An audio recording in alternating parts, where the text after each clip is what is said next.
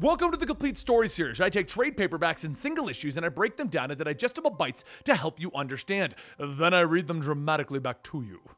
Today we're going to be covering Terrifics. Recently, when DC Metal ended, the world was shaken up, and had multiple problems going on, including the creation of new superheroes. This is where heroes like Damage, Sideways, and other individuals like that came from. Well, the Terrifics is basically DC's version of the Fantastic Four. Mr. Terrific's leading this team, and this is the origin issue of how these four individuals came together to travel through dimensions. One really smart person, one young girl, one guy that looks kind of weird, and one guy that can stretch out. Plastic Man's awesome. Enjoy the book.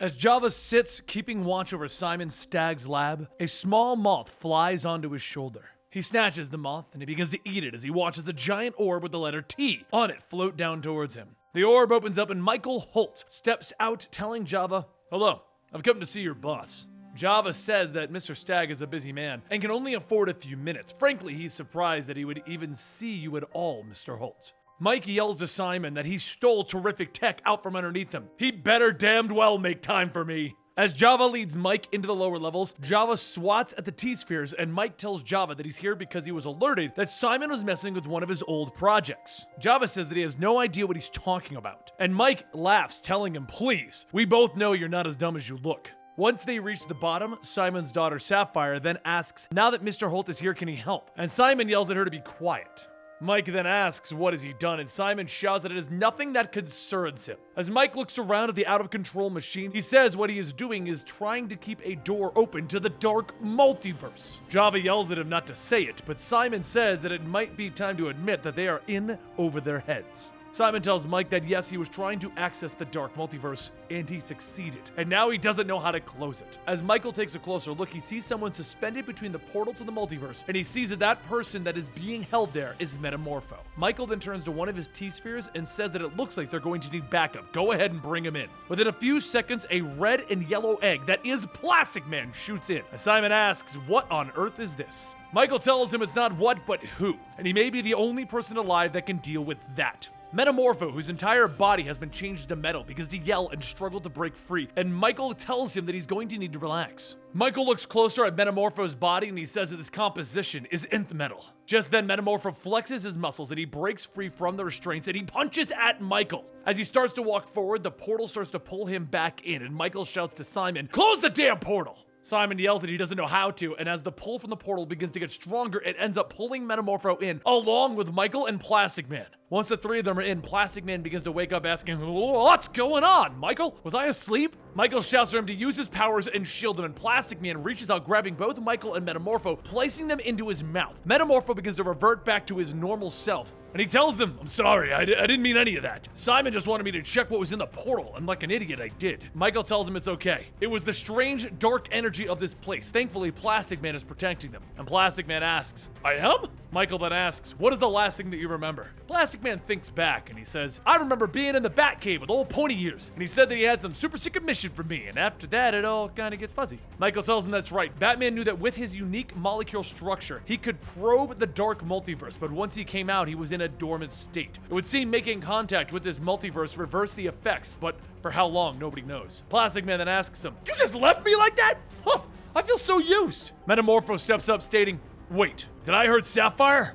And Michael tells him it's okay, she's fine. Just then, one of the T-spheres begins to beep, and Michael looks down at his wrist device, stating that there is something calling out with a distress beacon that's coming from a landmass that is directly below them, which is theoretically impossible. There should be no life left in this multiverse except for them. Michael then asks Plastic Man to try and set them down on the mass, and as he does, the three begin to search for the source of the signal. As they walk, Metamorpho notices the ground really isn't made up of dirt. Plastic Man extends his neck into the air and sees that the three of them are walking on the decaying chest of a giant being.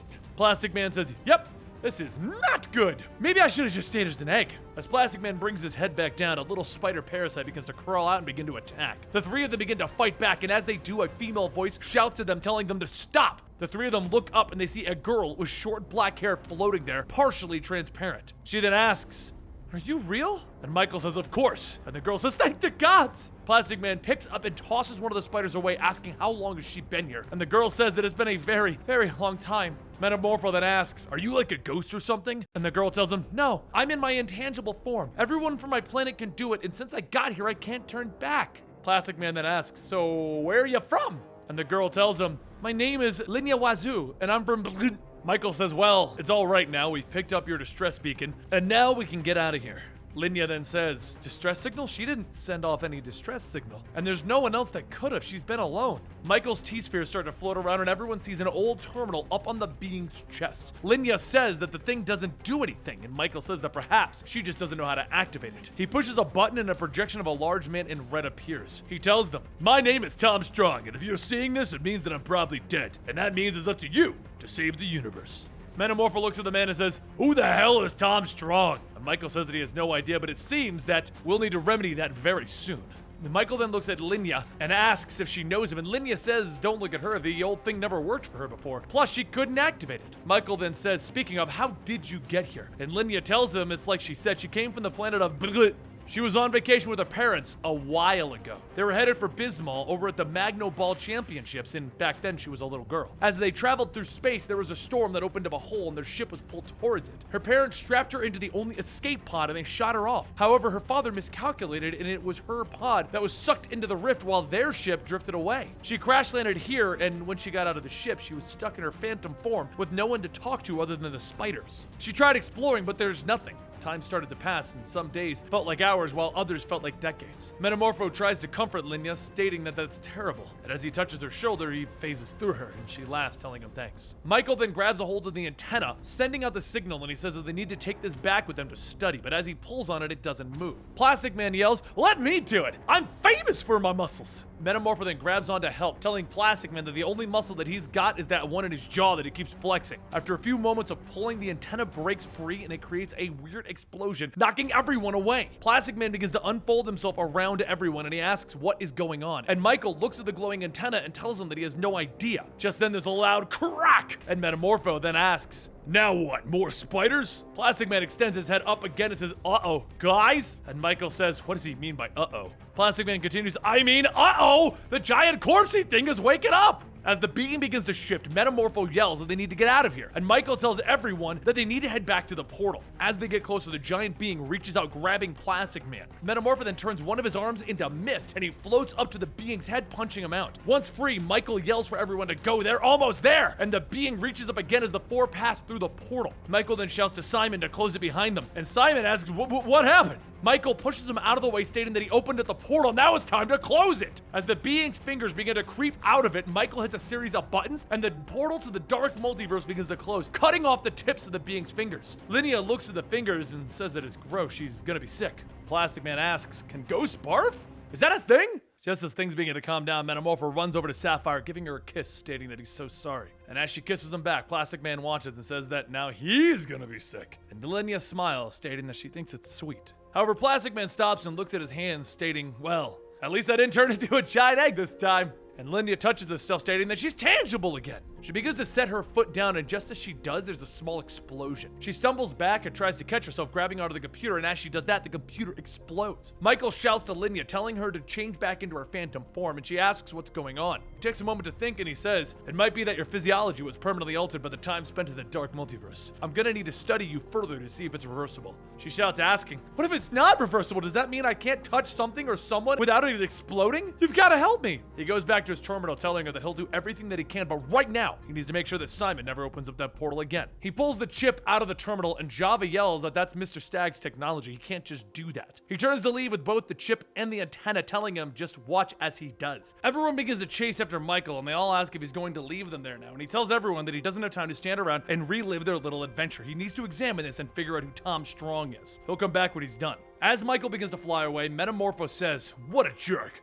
Seconds later, Plastic Man, Linnea, and Metamorpho begin to feel an intense pain. Aboard Michael's ship, he begins to feel that pain as well, and then his ship is slingshotted back, crash landing into the lab. As he starts to come out of the ship, Metamorpho yells, "Someone better start explaining what the hell's going on." And Michael says that it must have happened to them when they removed the antenna. It could be possible, but it appears they're stuck together. Plastic Man shouts out, asking, "Stuck together? And Michael tells him that if his readings are correct, they are, and that means that they can no longer travel more than a mile apart. If they were to become separated from the others, it would seem that they would explode with dark energy. He's going to need to get back to the lab to try and figure this out. The dark energy bond could dissipate over time, but there's no telling and they just can't wait. Simon walks up stating that he's not sure where he thinks he's going, but all this equipment is his. He doesn't intend on letting it be used either. Michael snaps back asking, "What? Do you expect me to stay here? You stole everything from me." And Simon says that he acquired it legally. If he wants it back, they can go to court. Sapphire then tells Michael that her father has a point. This place would be ideal for him to work since they all need to stay together. Plus, they have lots of rooms. Plastic Man extends his head to look around and yells that they should check this place out. "Which room do I get? There's no way I'm rooming with the caveman." No offense, caveman. Linnea then asks what about her? She's stuck in her phantom form for over 9 years. What is she supposed to do? Mike sighs and tells her that he would like her to be patient. He can't solve everyone at once. Now, if they'll excuse him, he needs to get back to work. A short while later, Michael begins his work, and then Linnea phases through the walls, and Michael, without even looking back, asks if there's something that he can help her with. She says, yes, actually, it's not about her power. She was wondering if he could help her contact his home world. It's been a long time, and she wants them to know what happened to her. Michael tells her that he can see what he can do. Maybe a Green Lantern might be able to help, but that'll have to wait for now.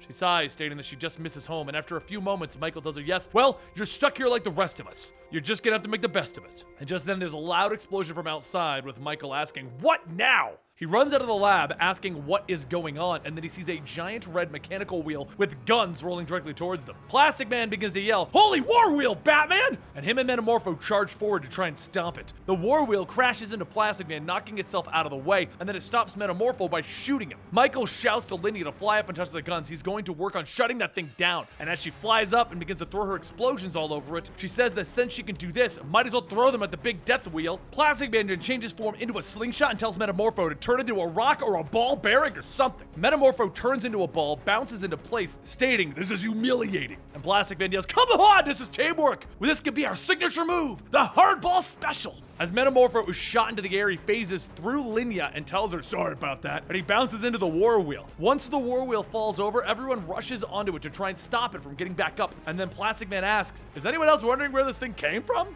Michael then pulls the cables out of the inside, stating, "Of course, but one problem at a time." As the war wheel begins to power down, Plastic Man yells, "All right, go, Plastics, go!" Linnea then asks, "Plastics?" And Plastic Man says, "Sounds like a good team name to me." And Metamorpho tells him, "We are not a team." Plastic Man laughs, stating, "Haha, just you wait, I got a good feeling about this." A few moments later, Simon runs out of the building asking what have they done. That just cost them $3 million to develop.